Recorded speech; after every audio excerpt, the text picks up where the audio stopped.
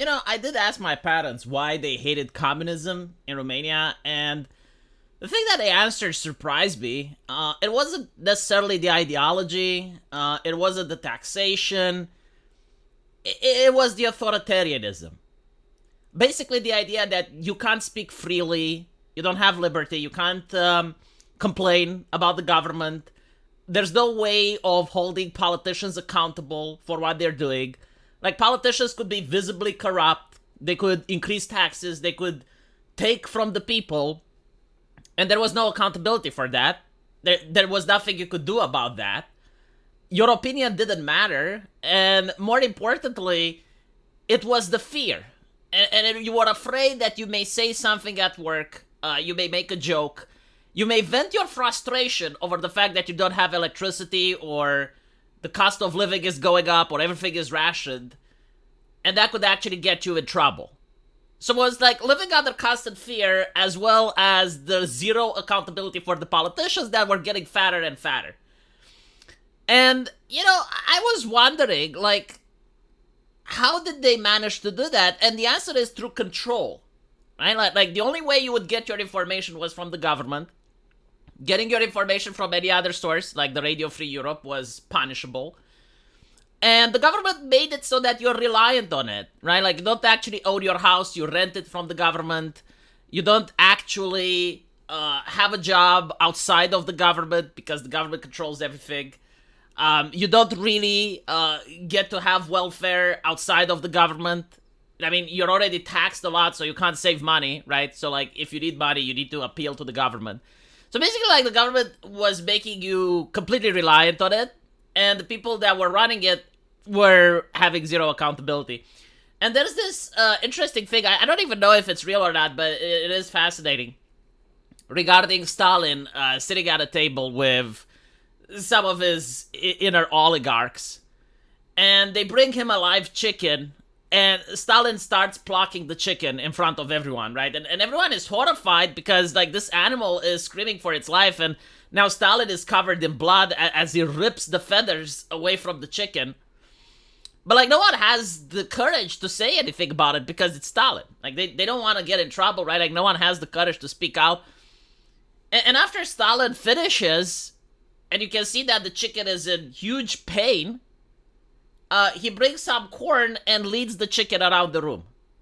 And the chicken actually follows him. And the moral of the story is that it doesn't matter what you do to the people. You can brutalize them as much as you want. As long as they can't get their food from anywhere else, they're going to follow you around.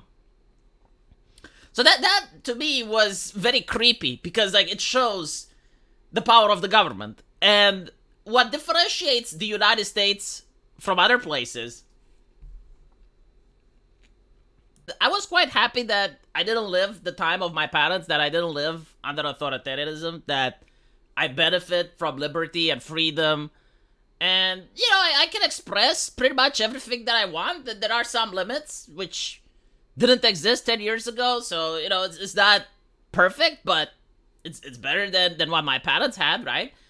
Still, I did ask myself the question, what if a Western nation, like if a powerful Western nation decided to be authoritarian, like if they didn't care about liberty and freedom at all, and they only cared about safety and suppression, how would that look like? Because when you look at human history, like, a lot of these nations that decided to go either fascist or Soviet or, the different, like, flavors of authoritarianism, they were once free nations. Like, their people once had liberty. It can happen that your nation is free and all of a sudden becomes an authoritarian hellhole. So, it is possible for a nation that we look at and we think it's free and it's a just society, like, all of a sudden it can actually use repressive measures on its own people, Chinese style, right? So, if it's possible, how would it look like? And, the only thing that I realized is that it would have a big problem with social media. Because in the past, all you had to do was to control the newspapers. And that was easy enough. Like, you make sure that newspapers can't operate without a license, and you don't give license to the publishers that don't play ball. So, like, if you have a newspaper that just criticizes the government, you find a reason not to give them a license, and if they keep publicizing, then they're operating against the law, so you can arrest them, right? Like, it's very simple. And you can also choose not to import newspapers that are coming from abroad. So, like, in the Soviet Union, like, they wouldn't import the New York Times, right? So, like, there you go. Problem solved. You manage to control what people think. You manage to control what people see. It's very easy, right? But in 2024, things are different because you got social media that the world uses. And you have two choices, you know? You can either, like, for instance, ban Facebook, which looks awful. I mean, it actually goes like mask off, like you're a dictatorship now. Like you decide to ban free speech, right? Like as much as they waged war against the concept, there are people that still believe it, and you know there are people that believe, well, if you have nothing to hide, you have nothing to fear. So why would you hide Facebook? You know. But like that would be the extreme, right? To just like flat out ban something. The other one would be to actually ask the social media company to ban the problematic users on your behalf and make it seem that you didn't request their bans. It's just like they violated the TOS. And I think Britain already did it. But Brazil also did the same. Like they had that Supreme Court judge. And it wasn't that he was asking journalists and other politicians to be banned. He did exactly what I said. Like, he was asking, like, okay, ban them, but make it look like an accident. Like, make it look like they're a violator of the TOS or something like that. Because you're a free company. You can do whatever you want. Yeah? Just don't link it to me. So, like, that's another way of performing authoritarianism. Just, like, shutting down the people themselves from social media, right? So you can still use social media. You can still read whatever you want. It's just like, oh, those people that you like to read, they just got banned for violating TOS. But another interesting way is this, apparently, right? So you get the BBC, the barely British company, saying that nowhere to hide for influencers behind this order. So the director of public prosecution says his team will consider seeking extradition of social media influencers allegedly playing a role in the violent disorder gripping the UK from abroad. So, like, very vague terms. Like, what exactly does it mean? Like, okay, so are you a person that's actually organizing the riots? Then I could see why they would justify this, right? But, like, what if you're just a person that's, you know, like you're looking at Britain from afar and you're like, oh, okay, well, these riots, well, whatever. You're not, like, wagging your finger and disavowing. Like, is it enough? How many views? Right, like, take into account that British law is very interesting. Like, Count Dankula got arrested for teaching a dog to do Nazi salute. Like, all of this is subjective, right? So, this article I find very interesting. Because, like, usually they would say, like, okay, if you're doing this, like, if you're organizing, if you're a leader, if you're getting money from abroad, I would understand that. But, like, okay, so if you're an influencer, which plays a role. Like, what does plays a role mean? Like, for instance, if some Muslims decide to attack far-right protesters, and there's people in the Middle East that are saying, oh yeah, good job, lads. Is that playing a role? Stephen Parkinson told the BBC that offenders must know that they are not safe and that there is nowhere to hide. He added that anybody involved in the violence should know that they would face the most severe possible criminal charges, including terrorism. Approximately 100 of the 400 people arrested in relation to a week of disorder have been charged. I received this info. I don't know if it's true or not. Like, you guys should fact check it. But apparently, like, there were people arrested for posting grossly offensive posts on social media. And the trials are secret. Like, they're not open to the public. So you don't know actually what's going on? Because I found it interesting when the police went into the house of this elderly gentleman and they were like, the guy was like, okay, but like, what did I post it? Which post? And it's like, oh, we will tell you at the station. So like where he can't film? Like, that's interesting. Like if you're afraid of posts, wouldn't you want the public to know what those posts are so they don't post them? Because like, okay, maybe he actually did tweet something incredibly offensive, like beyond the pale. But like, how would we know so that we avoid posting stuff like that? Prosecutors and detectives are now working through cases in teams across England and Wales to push as many suspects into the court as they quickly possible. Well, didn't they just like release a lot of prisoners? Like, I'm glad there's room now because you don't want overcrowded prisoners. That's bad. Romania has overcrowded prisons. It's not good. European Union don't like that. So you need prisons with ample space. Some complex cases could take weeks and more to be charged, but Mr. Parkinson said that prosecutors were absolutely geared up to bring offenders to justice.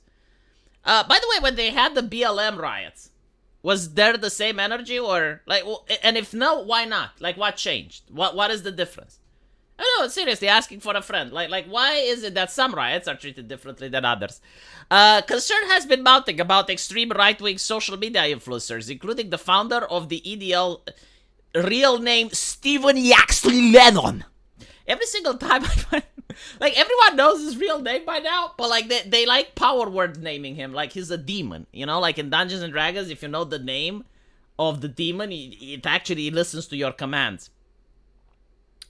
He is currently in Cyprus. The High Court has issued a warrant for his arrest after he failed to turn up in court.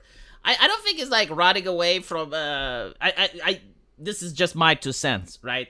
I think he's just on vacation, but if he was actually trying to run away from England, he wouldn't go in the European Union. Like, you know, if you have the finances and you have the money, like, you'd go somewhere like, I don't know, in Russia or some shit, you know, like, where they're less likely to extradite you. I'm just saying, like, it makes common sense, right? Like, if you're running away from a country because you're in trouble and you don't want to get arrested, like, you would probably go somewhere where they don't have any extradition. Iran. Where would that be? I'm just curious. Mr. Parkinson said some people are abroad. That doesn't mean they're safe. We have liaisons and prosecutors around the globe who've got local links with the local judiciary. We can cooperate with our international partners. We would certainly consider extradition if we are satisfied that an offense has been committed. And if it takes weeks or not months, we will bring them home and they will face justice. Violent riots following the fatal stabbings of 3 girls have now lasted almost a week. Suspects charged so far have faced allegations, including violent disorder, which can lead to 5 years in jail. Jesus Christ. Other suspects who have been arrested are still being assessed for the more serious charge of rioting, which can lead up to 10 years. Those charging decisions would take longer because of the nature of the crime and the evidence needed, but they will come. There are sentencing guidelines which indicate that many people who have been caught up in this disorder. Okay, let me just put it this way.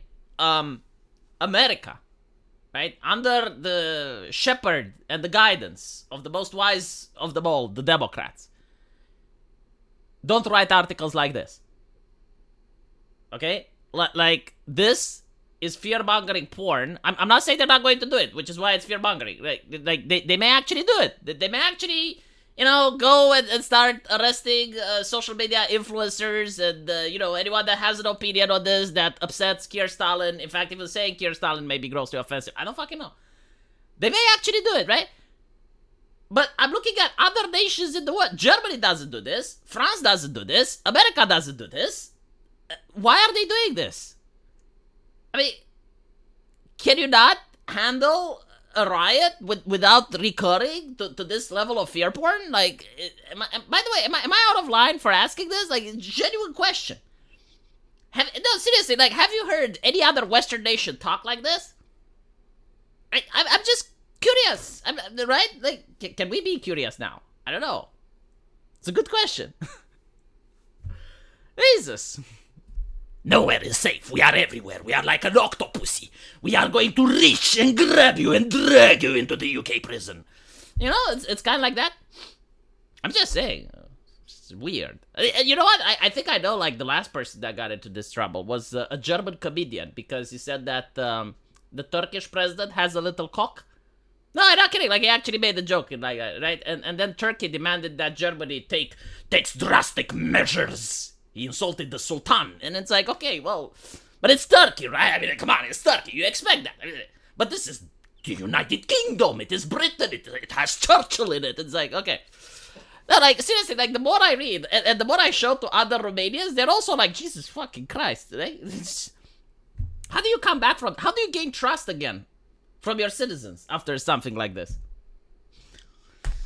Well, I hope they just watch the telly and they don't look on the evil social media, because they may see footage there that contradicts the telly. But, like, even on the telly, there was, like, that lady a couple of days ago, right? Like she's there to talk about the far right, and all of a sudden, men with, what do you call it, the baklava, the face mask, came in and started harassing her, and then they slashed her tires. They didn't look very far right to me.